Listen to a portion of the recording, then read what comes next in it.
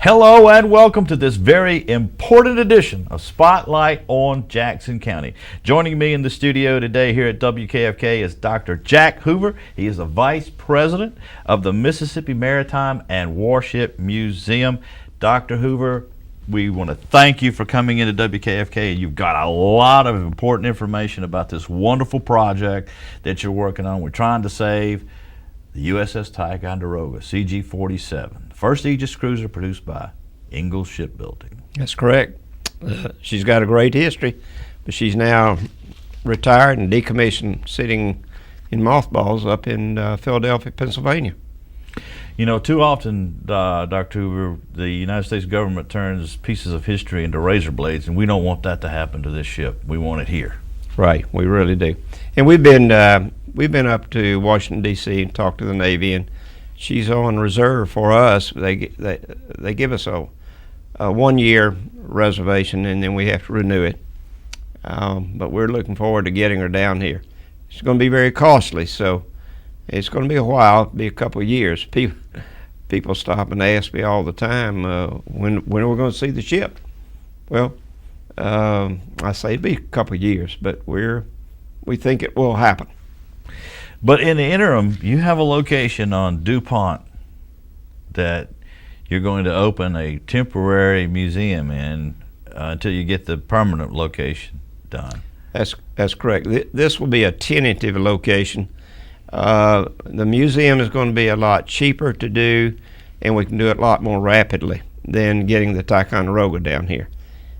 So we haven't secured the Math and Science building yet, but we've been working on it real hard, and I think within 2 months we'll have the Math and Science building and the band hall at the old Pascagoula High School secured. We have a graphic that'll show everybody that location right here on the TV screen. The Math and Science building is the bigger building in red on the right, and the band hall is the smaller building on the left, and then you got DuPont Street in front of it. And off to the right on the screen there is the old Pascagoula High School is being developed now. That's correct. So this would be a very accessible location for everybody in Pascagoula. It will be highly accessible. As you know, the county has made their new complex, which is off to the left, and parking will be fine. One big advantage would be that the senior citizens that are housed there in the old Pascagoula High School will be able to come in and work on projects and work on things that have been donated to the museum. Oh, so okay, that's going to be great. Yeah. Well, you know, I don't have to tell you this, but for our viewing audience, Jackson County has a rich history of maritime, of ships being built, of schooners being built, tugboats being built, shipping timber out of the ports here in Pascagoula and Moss Point. So it's very fitting that you're going to open a maritime history museum here in Pascagoula. Well, you're exactly right, Doug. We've been building ships here for 300 years, and that happened in 1699 when D'Iberville came in, and he brought 13 ship's carpenters. And we have a picture of one of the longboats. Yes, we do, right there. That the type of longboat that were built by these ship's carpenters, that was 300 years ago. And so since that time, we've been building all kind of ships. Way back before the war, they were wooden ships. And later on, they got more modern. Of course, as we all know, at the beginning of World War II, they started building a lot of Navy ships. So we have a huge maritime history. And if somebody has a piece of that history that they want to either donate or loan to the museum, there is somebody they can call. Absolutely, yes. And we look forward to getting those calls. We're not accepting the donations yet, but we do have a deal going with Southern Mississippi. They're going to come down and inventory all these. They'll go to the shipyards, they'll go to people, businesses, and find out the size of the donation, how large, and just all the specs on the donation. And because we're not putting them in the math and science building yet, but we think that will be this year. Yes, if anybody who has any knowledge of museums knows that everything has to be given a number, a date you got it, an accession number. All these records have to be kept, and they're going to help you do that. Right. Yeah. But too often, and Hurricane Katrina was proof positive of this. Too often, people had things in their garage, things in their house, and now they don't have them anymore. And if we can make sure that they get to a place where they'll be well kept and preserved for future generations, that's what we all need to do. We do, and for all the reasons you just said. And behind you is the first donation that we've ever had. It's a rendition by an artist and unknown of the Ticonderoga, and the name of it is Engagement at First Light. Again, we don't know the name of the architect, but it was our first donation to the museum. It's an absolutely gorgeous painting and if anybody out there knows who did this, please give me a call here at the station, and we'll get back with Dr. Hoover so they can properly tag it so the artist who did this painting can get credit for it when it's hanging in the museum. Right, yes. We would like to know. And we'll be glad to let you know when somebody lets us know. Right. So somebody out there has seen this or knows who did that. So please give us a call here at the station, 762-0464. Ask for Doug Mansfield and tell me who did this great painting. Now, Dr. Hoover, the DuPont location is a temporary location. You're proposing to build a fantastic facility on Lowry Island, right next to the high-rise bridge. That's correct. And you've got an artist's conception of what's going to be there. And really, I was unaware of some of the wonderful things that the city of Pascagoula is talking about putting there. Yes, all this was done by Wink Engineering. They designed all this, and the total concept is that we would have, the city would get a developer, and they develop this marina, and then they put upscale townhomes here, and here would be parking for the museum, and here would be the museum, and the Ticonderoga would sit in the river right immediately adjacent to the museum. Now, to get you oriented, this is Highway 90, and this is the Pascagoula River is here. Now, we will have to do a little dredging because it's not quite deep enough just to anchor the Ticonderoga there. But this would be a world-class museum of maritime history. And, of course, we'd have a lot of hands-on exhibits. We'd plan to have a lot of school kids come in for classes into this museum. There would be gangplanks. There'd be two of them going here and then going here to the Ticonderoga. Now, on the Ticonderoga, it would be air-conditioned and spaces made so that Boy Scouts can have campouts on the big ship, and you can have weddings and you can have civic meetings and all that. So the two go together, the Maritime Museum here, Ticonderoga here. You could have reunions, if you want re-enlistment ceremonies could be on there. You could have governmental meetings. You could have, well, the list could go on and on and on and on forever. I mean, it would be great. That's true. And one thing I failed to mention is that you'll have a lot of veterans associations, Army and Navy and Marines that want to come here and tour the Ticonderoga and tour the museum, the Maritime Museum. They're going to have a huge economic impact. Of course, Ticonderoga, CG-47, first Aegis cruiser ever produced right here in Pascagoula, Mississippi. And later when Homeport Pascagoula was here, it was actually stationed here for a time. Correct, that's right. So we don't want it to go away. We want it to come home where it belongs. I've got to tell you one story that just happened 2 or 3 days ago. The Chamber of Commerce sent me an email from a guy who was on the Ticonderoga, and she was up in the New York Harbor, and he sent a picture of the Ticonderoga with 4 sailors manning the rails with the World Trade Center in the background. Whoa. And the most beautiful picture we've ever seen. And he wanted to know to whom he would send this, all the negatives and all that. So he's going to send it to us, and that'll be part of the museum. But it is a magnificent picture of the guys standing on the rail on the Ticonderoga with the World Trade Towers in the background. 2 pieces of, well, actually 3 pieces of history. The 2 towers, unfortunately, they're gone. And folks, we can't let the Ticonderoga disappear. It has to be saved for future generations to see. Yeah.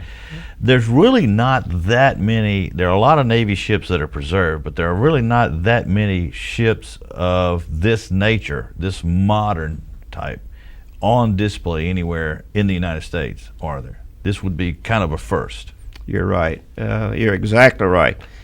The older ships like the Alabama, the Kidd, and all these older ships, they had a lot of asbestos in them, and that has to be cleaned up. There's no asbestos in Ticonderoga because she's a newer ship, and one of the newest ships to be released. Now, I might add that the Navy doesn't release a ship without a lot of things that we have to do. You have to have the money, but you've got to fill out an application about this thick. It's all got all kind of specs in it. They want it to stay, and when they donate it, they're not going to take it back. But you have to take care of it. That's right. Well, I know that that's going to happen. Now, the new museum building, or the permanent one on Lowry Island, we've got a artist's conception of what it will look like right here on this easel. It's got a maritime look to it of sorts, in my opinion. Yes, and by the way, this, as they say here, you're looking west from the ship. So this is designed to, it's what you're going to see if you're on the river and you're looking west. Now, it's 2 stories. That's the first story, second story, and then this is parking underneath. And remember, I said there'd be 2 big gangplanks, one here coming across to the Ticonderoga, and one here coming across the Ticonderoga. And we envision this, again, will have a lot of hands-on exhibits and educational classrooms. It'll be very, very modern and up-to-date, and to be enjoyed by all. Well, we're going to have to take a short break here, Dr. Hoover, but when we come back, we need to talk about the economic impact that something like this could have on Pascagoula, Jackson County, and how it would benefit us. Right. So we're going to take a little bitty break here, folks. So don't go away. We'll be right back with more right after this. Welcome back to Spotlight on Jackson County. If you know Doug Mansfield, you know he's all about preserving history.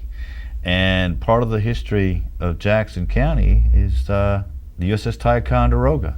And the first piece of memorabilia donated to the Mississippi Maritime and Warship Museum is this great original painting of the Ticonderoga. The only thing we don't know is who painted it. So if somebody out there knows the artist, please give me a call here at the station, 762-0464, and let us know so we can properly credit the artist when this goes on display in the Mississippi Maritime and Warship Museum. It's a fantastic painting, and we'd sure like to know who did it. Great, great piece of art, Dr. Hoover. Joining us again is Dr. Jack Hoover. He is the Vice President of the Mississippi Maritime Museum and Warship Museum. And Dr. Hoover, right before the break, we were going to talk about the economic impact, but you wanted to tell me something a little bit more about Lowry Island. Yeah, Lowry Island is not really an island, but that's the way it is on the books, platted out. Lowry Island, again, just so everybody will know that, get everybody oriented, that's Highway 90, and that's the high-rise bridge right there. And then this is the Pascagoula River. Lowry Island is owned, this whole island is owned, or a whole area of land by the state. So we're working with the state to try to get a long-term lease, maybe for $1 a year, because we're a nonprofit type of facility, to get that kind of a lease so that we won't have to actually buy the property. And we've been talking to Delbert Hosemann, Secretary of State, seen him several times, and we think it's a doable deal. And then also, as previously mentioned, the city is going to develop this part. That'll be a beautiful marina with over 100 docks, and then there'll be upscale townhomes here. So beautiful sunsets off to the west, and then you'll have the museum here and the Ticonderoga here. So it will really be a great economic impact to this area, the county, the state. Speaking of that, when this gets done, I think we were talking before the show started that you were estimating to be, 65,000 people a year that would visit? We've already done an economic marketing feasibility study, and they anticipate about 60,000 visitors per year. It may be more, it may be a little bit less, but that will be will bring in enough money, probably $9-10 per person, that will give us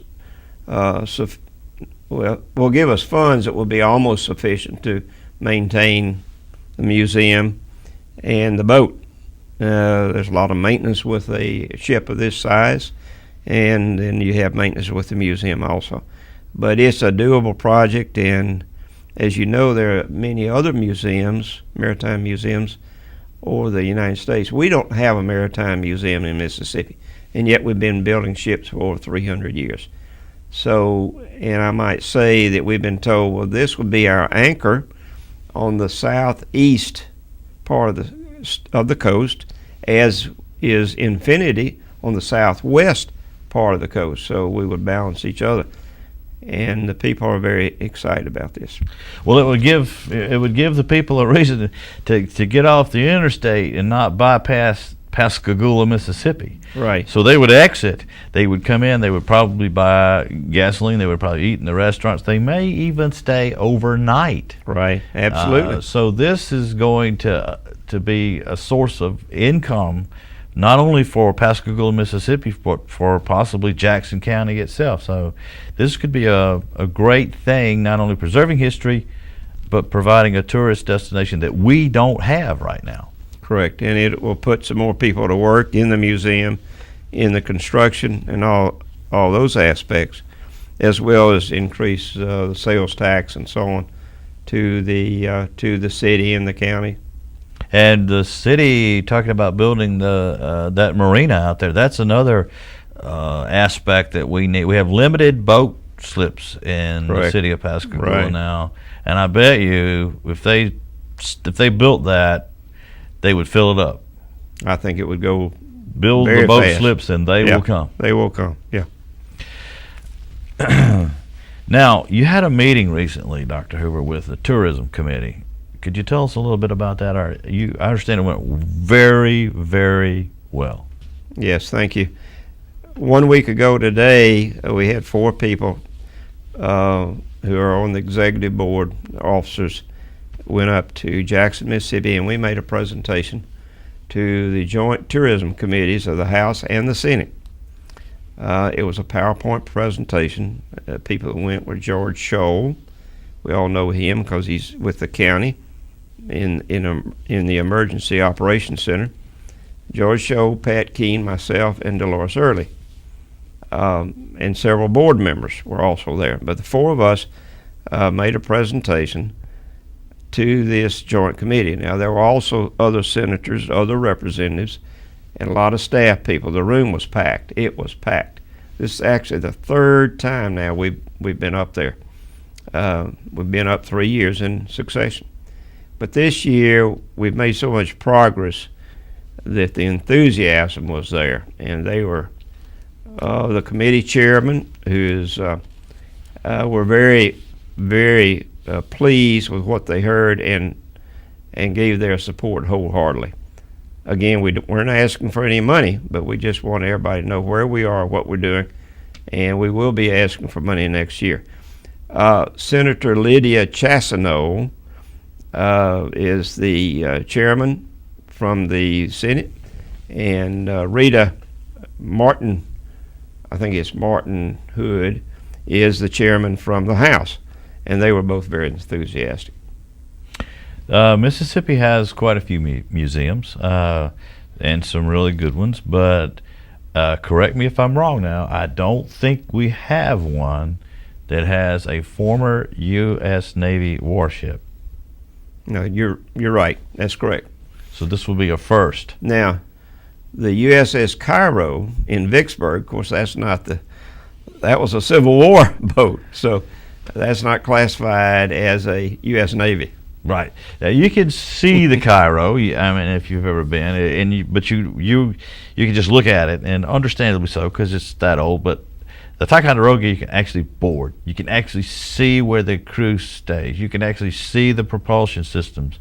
You can actually see the weapons systems. You can actually stay on the ship. You can experience the ship. It's going to be a little bit different experience visiting the Ticonderoga than it would be if you were looking at the Cairo underneath a shed, so to speak. Absolutely, because as you said, the Cairo is under a shed, and there's no hands-on. There'll be hands-on the Ticonderoga. So, folks, if you can, we have a website, and you can go to this website, which is savethetyco.org, and there is a method on there that you can donate money. No project like this comes free. It unfortunately is going to involve money, and quite a bit of it, but it's so worthy. It's so great. You know, be a part of being first, the first U.S. Navy ship to be preserved and placed on display in the state of Mississippi. You can be a part of that. If you don't have a lot of money, volunteer your time. Call the number that we had on the screen and volunteer your time. Help with the temporary museum that's coming up. Help with preserving artifacts. Whatever you can afford to do, I'm sure that this organization would appreciate it. Yeah, I would just like to say we do have a place for you to either help out. We have a lot of committees that do a lot of great work, but we can always use more people. We can use your donations, your time, your efforts, and just your enthusiasm. So if you don't